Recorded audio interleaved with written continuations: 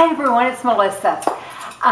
It's Monday afternoon, about 7 o'clock. This is the latest I've done a video, so I don't know if it'll turn out. It's getting pretty dark out there and I don't have much lighting in my living room.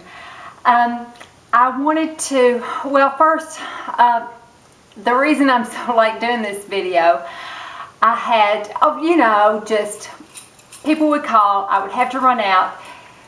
My granddaughter was and my daughter was out walking the neighborhood. My granddaughter needed to poop, so she had to come do that. And then my son came over, and they had supper over here, and had grandkids, and they've just left. And so, just life, and kind of good things actually. So that's why I wanted to make this video. I had planned on it all day long. I had my hair fixed, and ended up just kind of having to do it in a ponytail. It's kind of dirty because I'm getting it colored tomorrow, so that's why I have it in a video, in a ponytail. But I wanted to do a few updates on stuff, some products that I have mentioned, and kind of go back and revisit them and tell you some results, and explain a few things. The first thing, golly, thank you so much for the wonderful responses about my house tour. I was so afraid it would bore everyone, but everyone was so kind.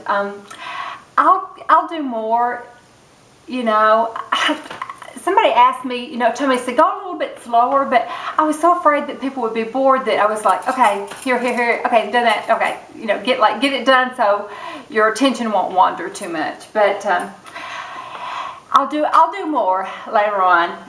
There's one thing I wanted to point out, and I forgot to mention it the other day when I was doing the video. We have a plate of William and Kate, and I wanted to explain why. The Victorians were interesting people. Appearances were everything to them.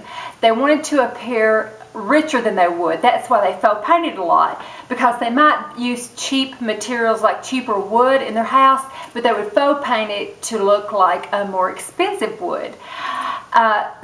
And they would always put in their front parlor, they would call it, they would always put stuff from their travels and just anything like that that made them look wealthier and made them look more well-traveled.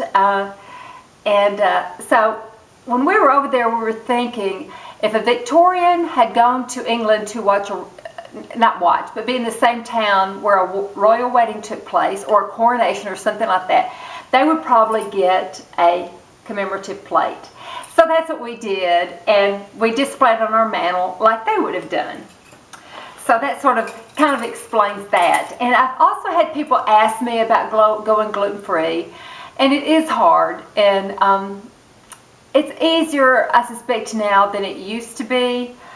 I think all of you know that I've had to go gluten-free for health reasons. And one thing that has made it easier for me is this product. It's called Cup for Cup. I bought it at Williams-Sonoma, and the good thing about it is it's a gluten-free flour that was made by a chef, and I can't remember what famous restaurant he worked at. But you measure it just like you do flour, and you don't have to substitute anything else. And I find it does a really good job. Yesterday for Sunday dinners, I made pies. I made biscuits with it. So, everybody that comes to my house has to eat gluten-free. And, they really liked it. I thought it was really good. Everything tasted really good that was made with this. So, that sort of gives people, they can still have their pies, they can have their cakes and their cookies and stuff like that. You just substitute the flour for it. And then you can buy lots of things nowadays too. So it's easier than I suspect it used to be like 10 years ago. So I wanted to talk about those two things, and I wanted to give an update on the pencils / eyeliner / color pencils, for what I lovingly call the Natalie technique. That is where you put the shadow or the liner, whatever, and you smoke it out. It's not using an eyeshadow, it's using a shadow stick instead, like an eyeliner type product. That way you don't get the fallout. and it usually will stay better, and you can just get it smoked the way you want it. The thing I have found, the most important thing in doing this technique is the brush. And the brush that I have found that works so well is the Sonia Kashuk number 8 synthetic crease shadow brush. It does such a great job. It is very firm.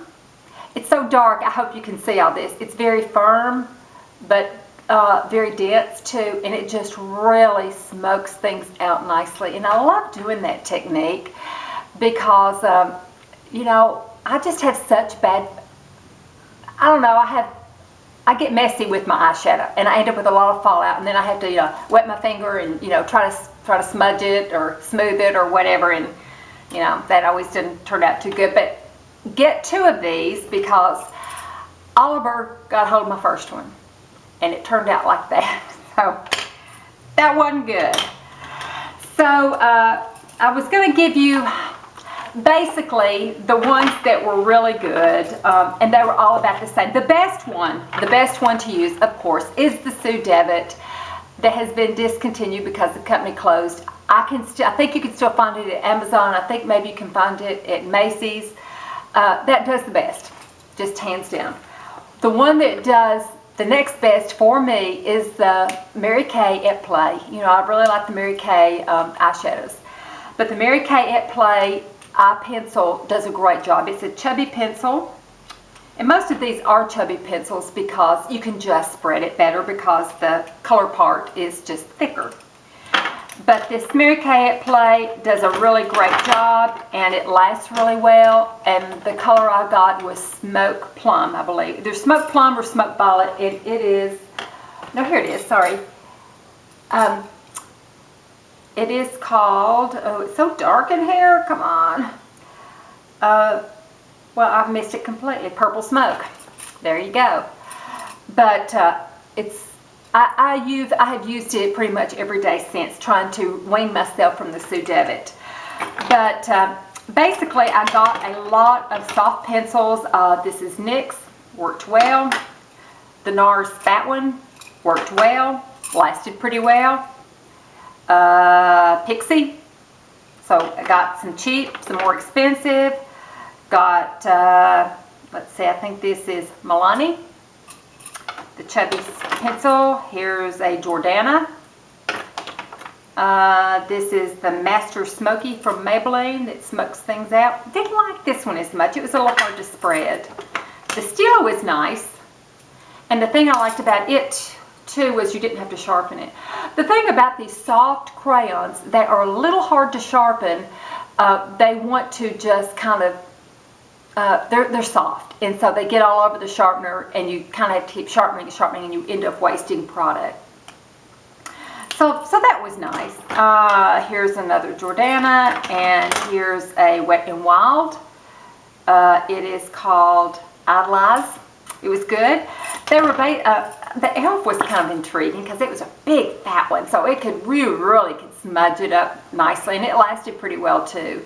It's the e.l.f. Jumbo Shadow Stick, so that one was really good too. My favorite was still the Mary Kay, but the others. Now I even tried some of the thin ones. I tried the Urban Decay, just the regular eyeliner pencil, and I tried the let's see, I tried the NARS liner pencil and a Maybelline Master Drama eye pencil, and they eventually would smudge, but you start out with such a thin line that you just have to work it and work it, and I just don't like to pull that delicate eye area. So basically they were all pretty comparable. I do like the Mary Kay the best of the ones that you can still get next to the Sue Devitt.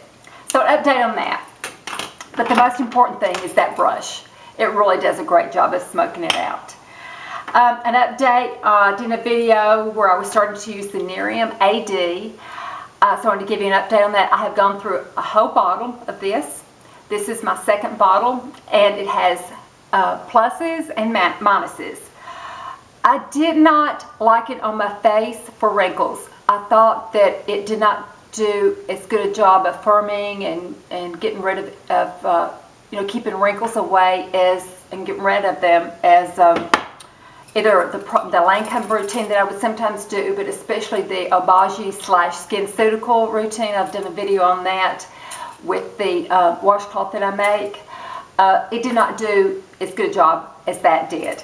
I had quite some sun damage on my arm, freckles and spots and stuff, and so I used it for a month. I would exfoliate at night and then get out of the shower and then put that on. You put the Nerium on damp skin, and then leave it all night long, and then you can wash it off the next day or just put on sunblock and go. So I would exfoliate really well and then put this on, and I guess I would notice a good 25% increase in fade. It faded about 25%, let me put it that way. So I bought it again. I'm gonna do one more bottle to see if I can get it to fade even more, like over the winter time when I'm just really not out in the sun at all. I mean, I always use sunblock too, and I'm not out in the sun very often, just to let the dog out, walk to my van, that type of thing. I'm not out gardening or anything like that. So, it would be worth. Well, let me give you the negatives. It's expensive. This bottle is $119 and something, and you have to go through a consultant to get it. I got it from the lady that cuts my hair, and she sells it. So I guess you could go to their website and find a consultant, but then they may want to talk you into selling it, or I think you can do parties or something like that, and that may be your thing. That's fine. It just wasn't my thing, but yeah, I'm going to do one more bottle and see if I can get my arm to fade even more. And I took some before pictures, so I'll show you after pictures with that. Okay, on to nails. I have terrible nails. So in past videos, I have used the CoverGirl Outlast, and it's a gel type thing that that lasts really well. And I have used this Sinful Shine with Gel Tech that you get at Walgreens. I'm not sure which one, but one of these really just about ruined my nails. It made them peel really badly, and in fact I put them on my toes, and my toes I still can't wear nail polish on my toes until they can just get a little healthier. So I went back to using like Essie or OPI, and I tried several different bottom coats and base coats and several different top coats. And a lot of times I would do it at night, and by the end of the next day, the very tips of them, you could start to see the nail. And by the second day, it was just terrible. So I did some research, and I found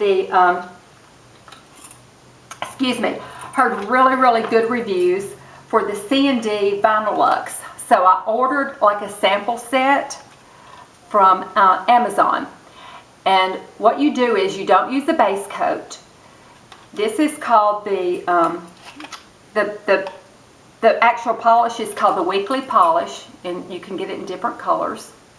So you use 2 coats of that, and then the most important thing is the Weekly Top Coat.